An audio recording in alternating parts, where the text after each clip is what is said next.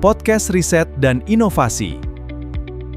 Eksplorasi sains tanpa batas.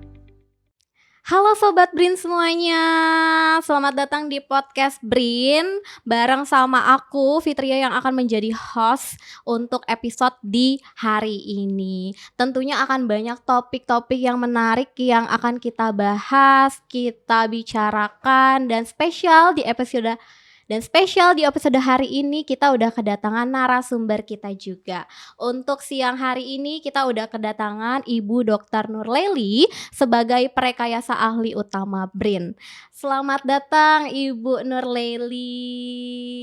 Gimana kabarnya, sehat Ibu? Alhamdulillah sehat. Alhamdulillah sehat. Ibu udah melakukan banyak riset ya tentunya ya di BRIN ini dan udah bekerja lama juga ya Bu. Udah berapa lama Bu kira-kira bekerja di Saya udah BRIN berapa ini? ya? Sudah nggak bisa dihitung sih Udah Mas. nggak bisa dihitung. Nah Bu, sebenarnya kenapa sih kita nih sebagai Gen Z gitu ya Bu, penting banget tahu tentang ketahanan pangan gitu, karena kalau misalnya kita ngelihat apa yang terjadi di lingkungan kita sekarang, mungkin banyak anak-anak masyarakat sekarang tuh tahu sebenarnya berada di pemahaman tentang ketahanan pangan, tapi mereka tuh ternyata belum terlalu menyadari akan hal itu dan perubahan ketahanan pangan tuh seperti apa itu ketahanan pangan. Mungkin banyak juga nih generasi-generasi mungkin seperti aku juga Bu gitu, mungkin belum terlalu paham lah tentang apa itu ketahanan pangan dan apa ke dampaknya, apa yang dirasakan oleh masyarakat, dan itu juga jadi salah satu pertanyaan banyak anak muda zaman sekarang Bu gitu.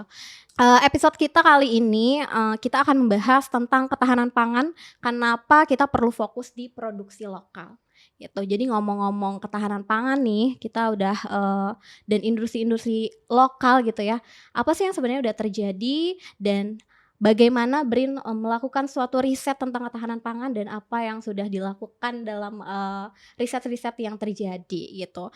Sebelum masuk ya Bu ke pembahasan utama kita gitu ya, aku tuh pengen tahu dulu nih Bu gitu, sebenarnya kalau Ibu dengar kata ketahanan pangan gitu ya Bu, apa sih yang ada di benak Ibu dan sebenarnya definisi ketahanan pangan itu sendiri tuh apa?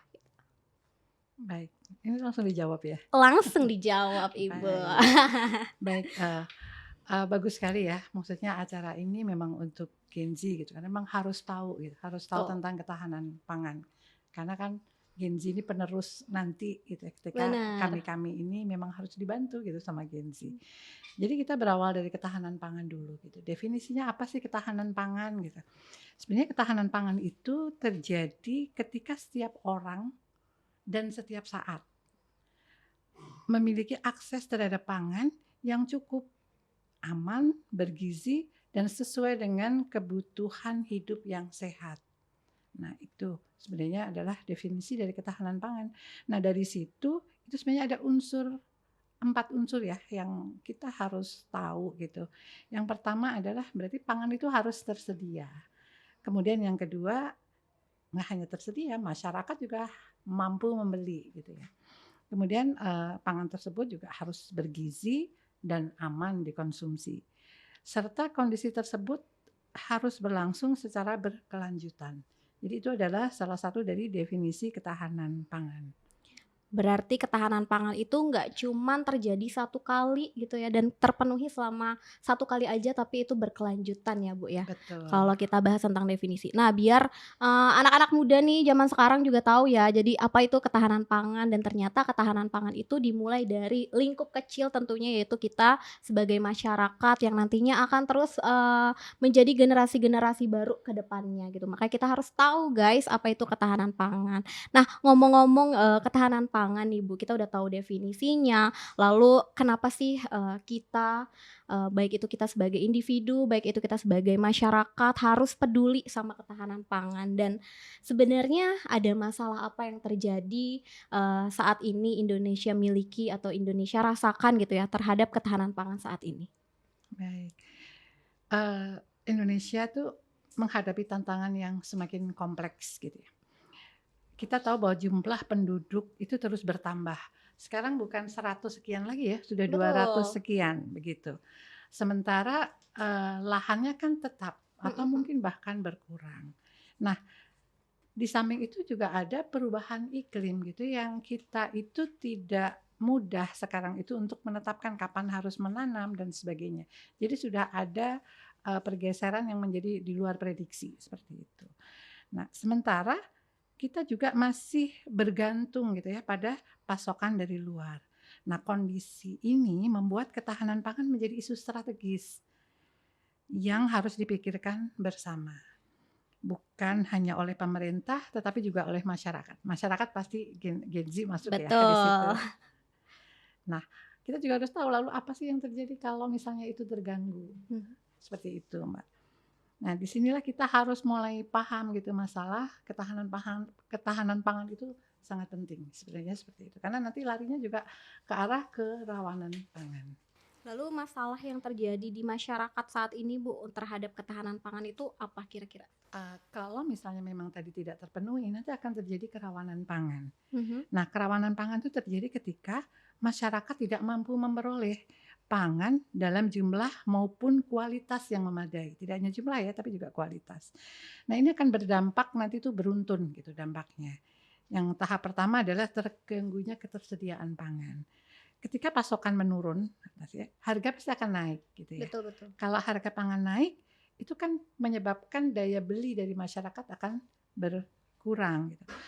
Rumah tangga itu akan mengurangi pembelian gitu. Yang biasanya dia makan protein hewani nanti akan diubah gitu menjadi protein yang non hewani yang mungkin lebih murah gitu. Dan kita juga bisa kaitkan nanti jangan-jangan makanannya sudah tidak bergizi lagi gitu. Mungkin tidak hanya bergizi tapi juga jumlahnya dikurangi. Nah, kalau hal ini terjadi gitu, nanti dampak berikutnya itu akan memburuknya kualitas gizi masyarakat. Dalam jangka pendek mungkin yang muncul hanya rasa lapar gitu ya.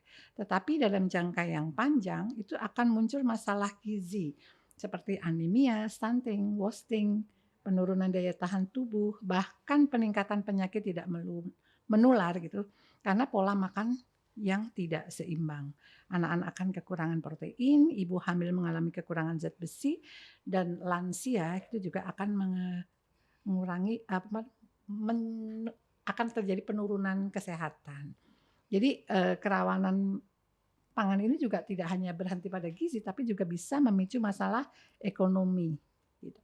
Jadi kerawanan pangan tidak hanya berdampak pada individu, tetapi juga pada produktivitas tenaga kerja, kualitas sumber daya manusia, dan pertumbuhan ekonomi suatu negara. Bila berlanjut, tentu akan menyebabkan biaya kesehatan yang meningkat dan kemiskinan bertambah. Jadi kira-kira seperti itu. Karena kerawanan pangan tadi juga akan berubah menjadi kerawanan gizi. Kira-kira Oke. seperti itu. Berarti memang sebenarnya masalah-masalah ketahanan pangan, kerawanan pangan ini mungkin secara tidak langsung sebetulnya dirasakan sama masyarakat sendiri gitu. Bagaimana apa yang kita makan di dalam rumah, mungkin aku yang biasanya mungkin setiap harinya makan ayam gitu ya Bu, tiba-tiba aku di rumah disajikan hanya tahu tempenya aja nih gitu. Jadi tidak ada lauk pauk yang disediakan lagi. Jadi itu berasal dari apa yang kita makan. Terus kita juga mungkin dampak dari kerawanan pangan itu gizi masyarakat. Karena ini juga menjadi isu yang paling cukup sensitif ya Bu, kalau ngomongin soal gizi masyarakat gitu. Tidak semua anak-anak bisa memenuhi gizinya dengan baik gitu. Apa yang mereka makan di rumah belum tentu sama gitu. Porsinya juga akan berbeda-beda. Kandungan 4 sehat 5 sempurnanya juga mungkin tidak bisa dilengkapi di rumah masing-masing, dan itu juga bisa menjadi suatu permasalahan yang nanti malah menimbulkan dampak dari ekonomi itu sendiri gitu.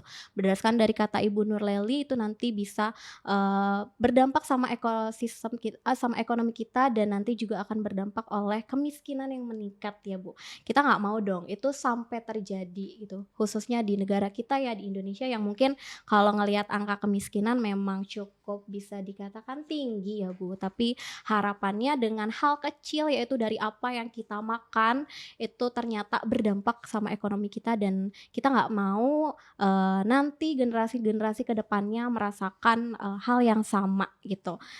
Lalu Bu, karena kita tadi udah bahas juga gitu ya, dampak dari ketahanan pangan ini nanti muncul kerawanan pangan, dan kelompok-kelompok mana aja Bu kira-kira yang rentan sama dampak dari si ketahanan pangan ini? Ya, bagus tuh pertanyaannya Mbak.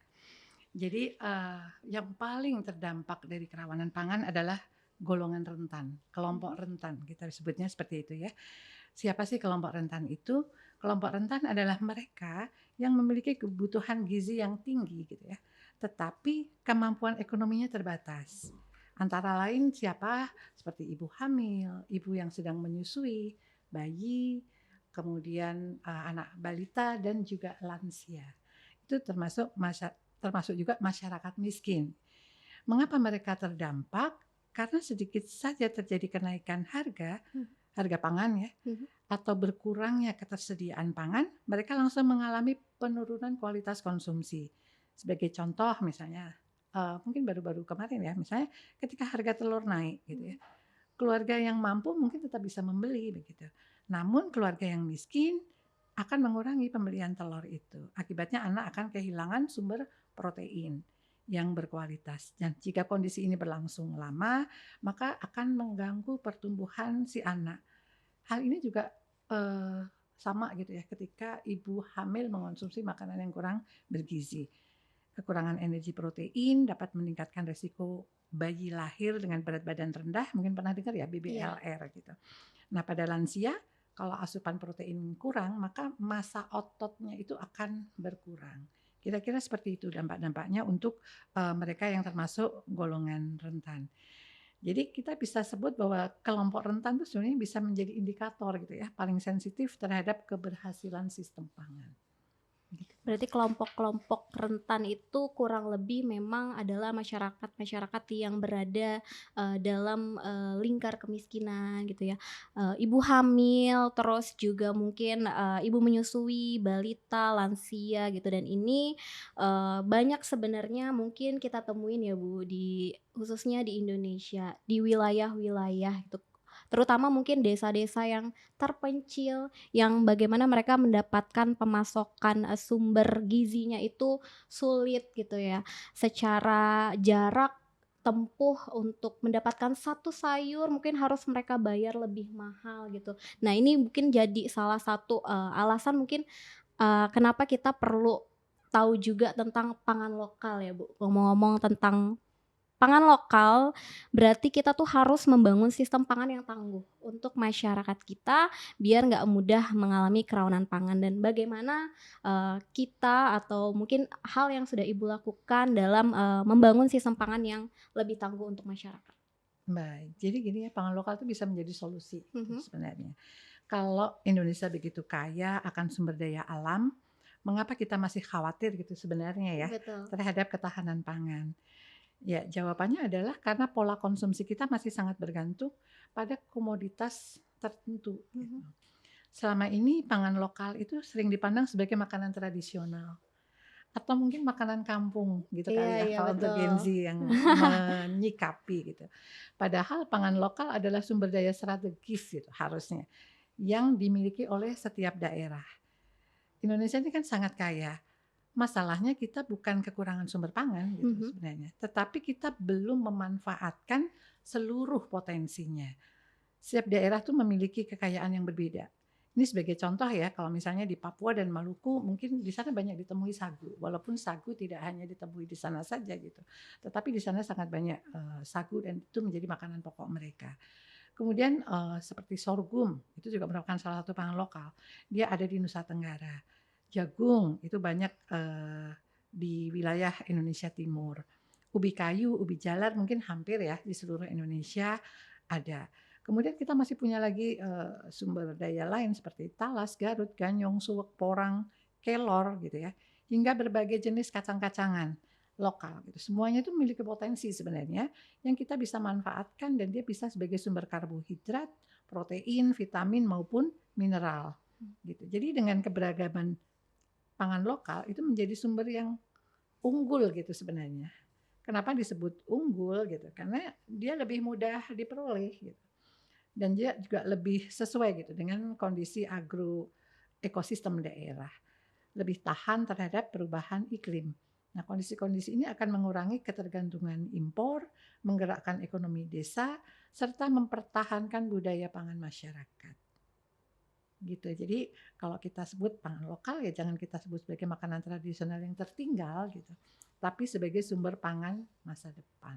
Tuh, jadi inget ya untuk Gen Z nih, pangan lokal itu bukan berarti makanan tradisional. Justru bisa jadi pangan lokal itu adalah makanan-makanan yang sering kalian makan juga, kayak tadi Ibunya udah nyebut jagung gitu ya, mungkin pernah ada juga yang sering, nyobain makan sagu. Nah itu sebenarnya jadi, salah satu contoh kecil, apa itu pangan lokal gitu, dan itu menjadi solusi paling yang harus dilakukan ya, biar masyarakat juga semakin tahu bahwa di lingkungan kita tuh ada banyak sumber-sumber, dari alam yang bisa kita manfaatkan. Indonesia tuh kaya, bener ya Bu ya. Jadi sebenarnya nggak ada lagi harusnya kekhawatiran yang dirasakan oleh masyarakat ketika suatu harga beras naik gitu ya Bu.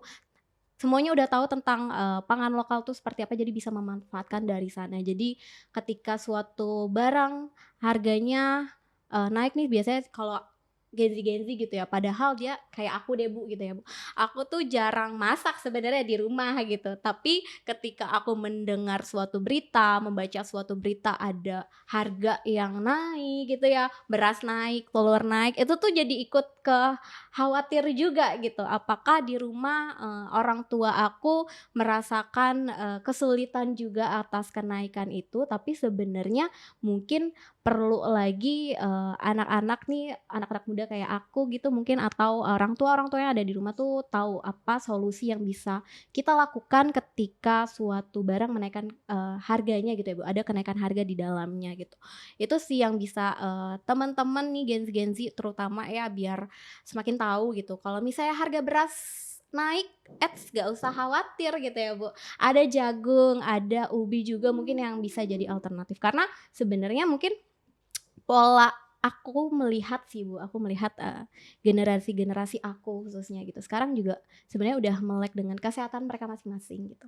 Di mana kita, mengurangi porsi dari makan kita, mengubah, yang tadinya mungkin kita kebiasaan makan beras gitu ya Bu, tiba-tiba, mengubah kebiasaan itu jadi makan ubi. Dari hal-hal itu aja sebenarnya kita udah melakukan, eee ketahanan pangan ya Bu, jadi kita udah memberi satu dampak lah sedikit gitu, di mana kita mengubah pola makan kita menjadi, pola makan yang lebih lokal lagi. Tapi itu bukan berarti makanan tradisional ya guys, itu tuh cuman, makanan sehari-hari yang biasa kita temuin, tapi memang biar pada tahu nih semuanya. Jadi kalau misalnya udah makan ubi, makan jagung, itu berarti adalah kalian orang-orang yang, mengganti, beras kalian menjadi karbohidrat lainnya, gitu ya Bu ya, kurang lebihnya. Karena emang kan kita banyak yang nggak tahu Bu gitu, sebenarnya, ketahanan pangan tuh seperti apa gitu kan, terus yang kita makan tuh gimana, itu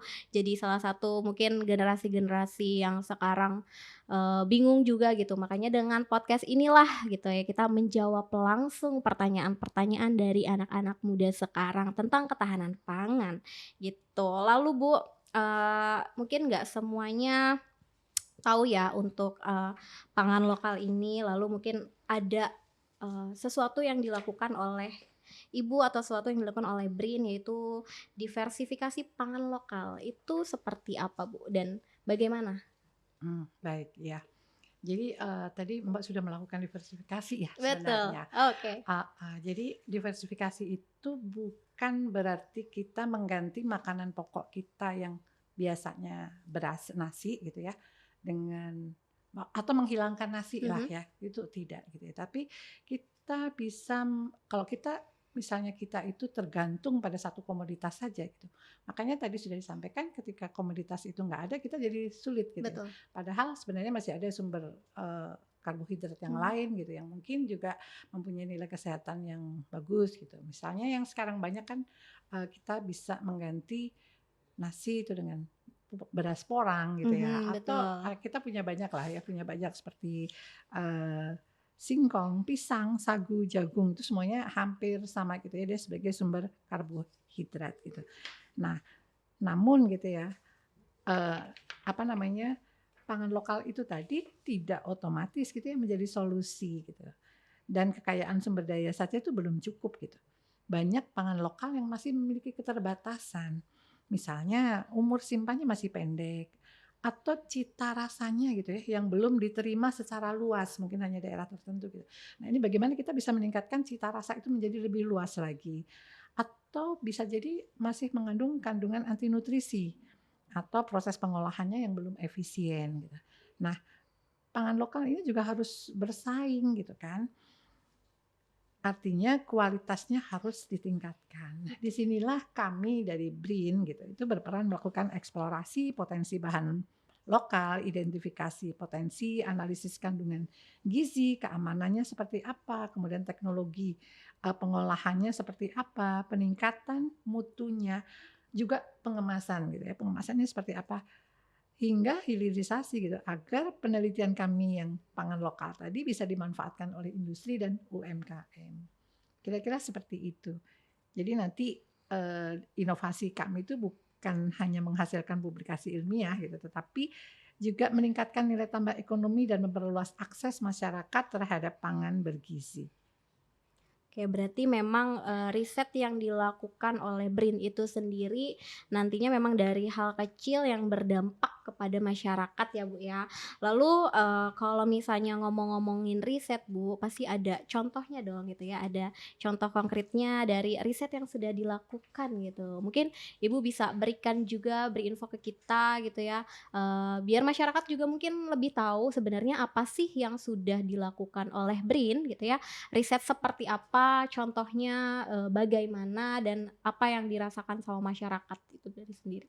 Baik, jadi kami punya banyak riset yang tentang diversifikasi pangan Mhm. misalnya ya, singkong gitu. Singkong di tempat kami sudah ada yang diubah, bukan diubah ya, diproses lah ya, menjadi lebih awet itu dalam bentuk mie instan seperti itu. Oh, oke. Tidak hanya singkong, mie instan kami juga sudah pernah lakukan riset, itu berbahan dasar porang, kemudian juga sagu. Jadi itu kami sudah lakukan, tidak hanya dalam bentuk mie instan, Mhm. tetapi juga dalam bentuk beras. Jadi Oh. kita olah bentuknya seperti beras gitu, tapi bahannya dari sagu.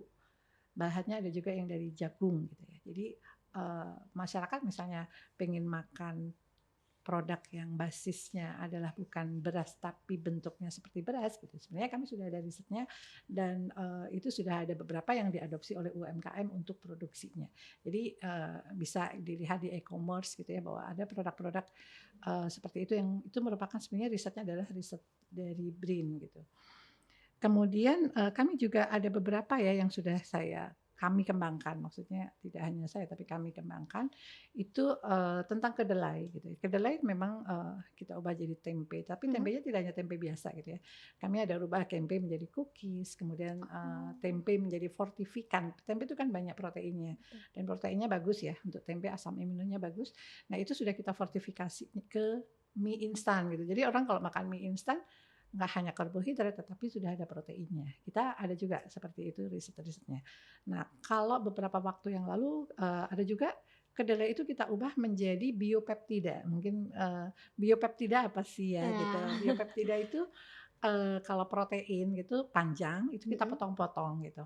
Kita potong-potong panjangnya protein yang ada di dalam kedelai sehingga dia mempunyai fungsi yang lain gitu. Dia bisa meningkatkan penyerapan zat gizi dan itu kita formulasikan dalam bentuk flek tabur. Jadi orang kalau makan ini nggak makan kedelai, kayak makan sesuatu yang enak gitu.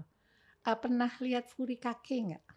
Jujur belum pernah nih, Bu. Yang Itu kayak kayak bumbu-bumbu heeh, masakan heeh. jatuhnya, jadi kayak bumbu masakan berasal dari kedelai? Heeh, tapi bukan buat bumbu gitu Oh, ya, bukan buat tapi bumbu. kita taburkan aja di nasi. Oh, oke. Kita taburkan di nasi, dia akan memberikan rasa, tetapi dia juga sebenarnya membantu meningkatkan penyerapan zat gizi. Nah itu kami sudah lakukan riset seperti itu juga di BRIN, namanya Purula. Purula. Peptida unggul dari rumput laut, karena kita gabung juga formulasinya dengan rumput laut gitu. Dan kemudian kita juga ada misalnya mengolah, kalau saat ini misalnya kita mau bikin margarin, kita ada margarin, riset margarin juga tetapi dari kelapa gitu. Jadi beda Oh. ya. Mhm. Kelapa yang Indonesia itu sudah nomor berapa ya? Nomor 2 ya mungkin, atau nomor 1 di dunia.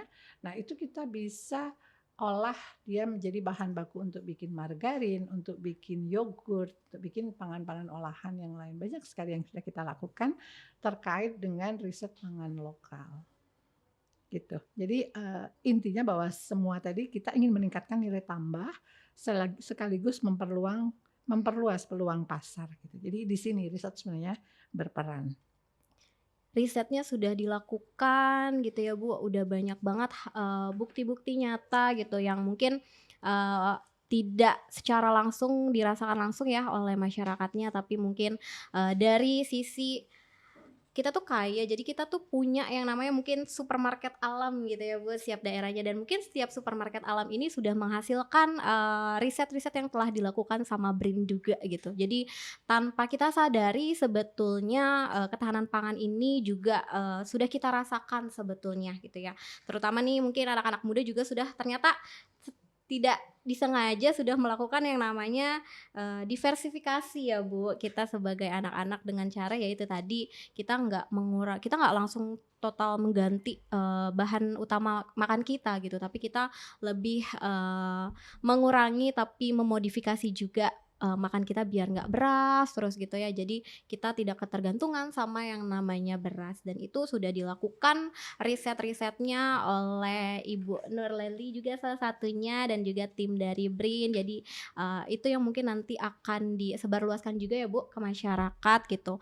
Bagaimana mengganti kedelai itu tersebut jadi margarin, bagaimana beras juga bisa diganti dari jagung dan lain-lain. Mie instan pun yang sebenarnya aku suka banget Bu mie instan gitu.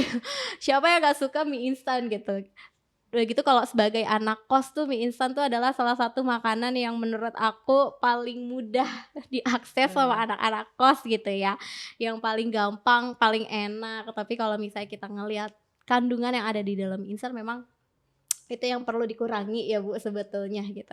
Tapi itu ternyata dari pihak BRIN sudah melakukan riset bagaimana mengganti mie instan menjadi dari bahan baku yang lebih sehat lagi gitu yang untuk masyarakat, dan itu ada di lokal guys gitu. Dan semuanya ada di lokal, semuanya ada di lingkungan-lingkungan kalian juga sebetulnya gitu ya.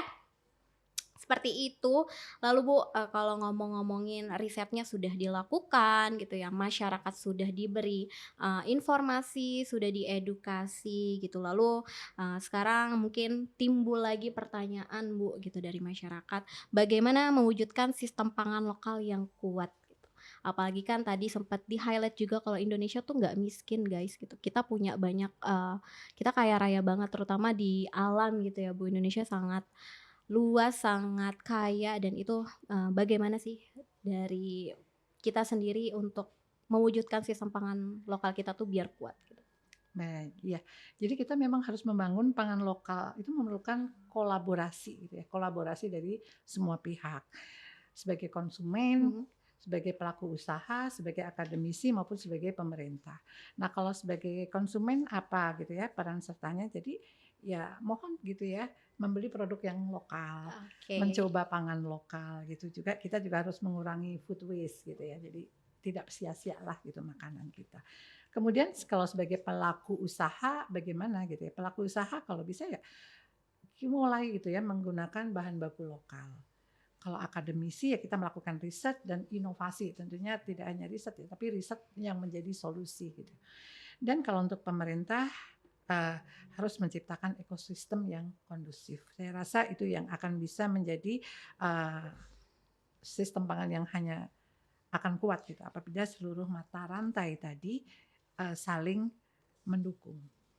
Berarti semuanya harus ikut andil ya Bu, dari kita baik individu ataupun pemerintah. Jadi nggak cuman satu pihak aja di sini yang bergerak, tapi kita dari masyarakat kecil pun gitu ya sudah tahu bagaimana untuk meningkatkan pangan lokal ini biar tetap kuat gitu, dan nantinya kita harapannya gitu ya sebagai masyarakat kita tidak ketergantungan sama satu komoditas saja gitu, kita tidak ketergantungan juga sama impor. Jadi semuanya akan terasa juga di lingkungan masyarakat kalau misalnya kita udah awam juga nih gitu ya, kita awam tapi kita nggak tahu, kita awam banget kita nggak tahu, jadi kita sekarang udah tahu gitu apa yang harus dilakukan dari circle terkecilnya dulu yaitu kita sebagai individu gitu, baru nanti, pelaku usaha yang akan, ikut andil juga tentunya, lalu akademisi seperti Ibu Nurnya yang selalu melakukan riset setiap, waktunya gitu ya Bu, untuk memberikan, riset-riset baru yang telah terjadi dan apa yang berdampak bagi masyarakat. Lalu juga tentunya pemerintah yang akan ikut andil dalam, sistem pangan lokal kita biar menjadi semakin kuat gitu ya, Bu, ya. Nah, kalau misalnya sistem pangannya udah kuat, jadi harapannya adalah, pangan kita, kebutuhan pangan kita dan gizi masyarakat ini tentunya akan terpenuhi ya, Bu. Lalu strategi yang sekarang dilakukan atau strategi apa yang, memang sedang dijalankan untuk mencegah, kerawanan pangan itu sendiri, Bu, dan gizi? Baik, ya, bahwa tidak ada satu solusi tunggal ya, harusnya Oke. tidak ada. Jadi ketahanan pangan itu memerlukan kerjasama gitu. Strategi untuk mencegah kerawanan pangan itu dapat kita bagi menjadi 5 pilar misalnya. Satu, yaitu meningkatkan diversifikasi produk pangan lokal dan adaptasi iklim. Yang kedua adalah memperkuat teknologi pasca panen dan pengolahan.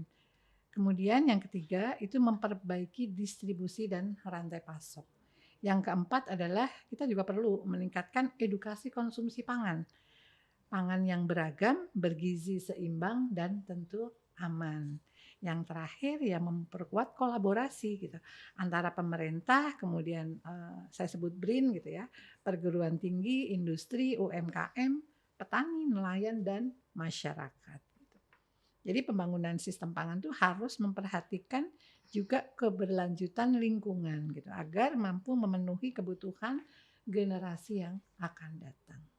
Jadi memang ketahanan pangan adalah tanggung jawab bersama ya, Bu. Betul. Jadi tidak bisa oleh BRIN aja gitu atau pemerintah aja, tapi kita juga, sebagai masyarakat perlu untuk berkontribusi untuk mencegah kerawanan pangan dan juga gizi, gitu ya teman-teman. Jadi nggak cuman, menyalahkan salah satu pihak aja jika suatu barang mengalami kenaikan gitu, lalu kita tuh sebagai generasi yang harapannya akan lebih paham tentang dunia digital, terus juga tentang hal-hal yang terjadi di lingkungan kita, itu kita sebetulnya harus lebih, tahu juga apa yang harus kita lakukan. Jadi don't panic gitu, yang penting kalian research dulu gitu ya, jangan, selalu menyalahkan atau jangan selalu bertanya kenapa, tapi coba kita, pelajari dulu apa yang sebenarnya terjadi gitu. Di sini aku jujur jadi tahu banget sih Bu gitu sebetulnya apa itu ketahanan pangan, terus oh ternyata ini dampak yang dirasakan sama masyarakatnya gitu dan